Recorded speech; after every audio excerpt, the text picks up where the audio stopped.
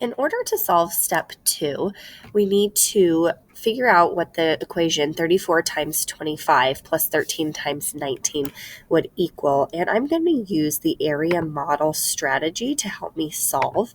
And I have two actual expressions here. And so I'm going to do the first expression, 34 times 25, in the left-hand area model. And I'm going to do the second expression, 13 times 19, in the second area model.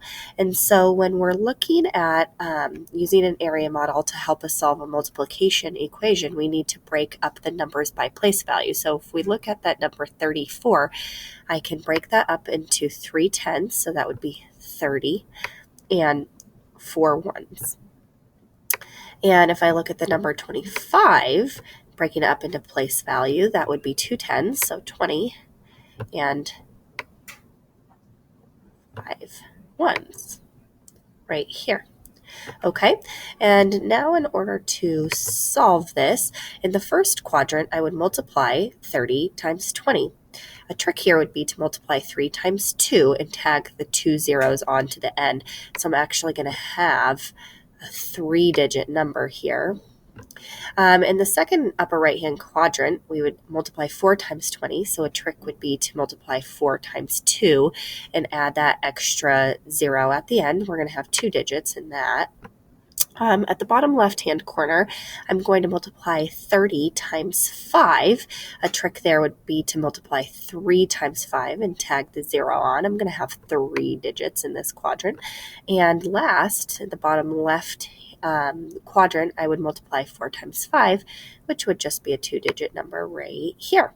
Okay, now to find the total of 34 times 25, all I'm going to do is add up products. So I would write quadrant 1 there, I would write quadrant 2 here, quadrant 3 here, and quadrant 4 here.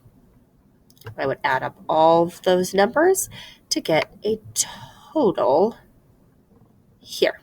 Okay, now I'm going to jump over to, I'm going to go back to blue, and I'm going to jump over to my second area model, 13 times 19. So if I need to break up 13 into place value, I could say that's 110, otherwise known as a 10, and 3 ones. And 19 would be 110, and 9 ones. And I'm going to go through the exact same process here. Let me grab my red pen to show that. Okay, in this first quadrant, I'm going to have 10 times 10, so I could multiply as a trick 1 times 1 and tag on my 2 zeros. I'm going to have a 3-digit number here. Right here, I can do 3 times 10, or a trick would be to do 3 times 1 and tag on the 0. I'm going to have a 2-digit number right here.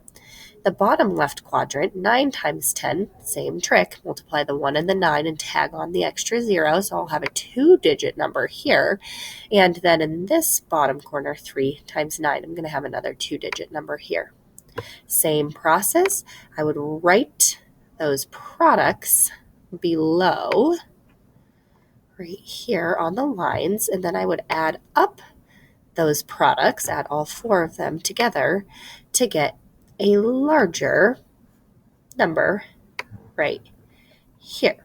So now we found the products of our 2 area models.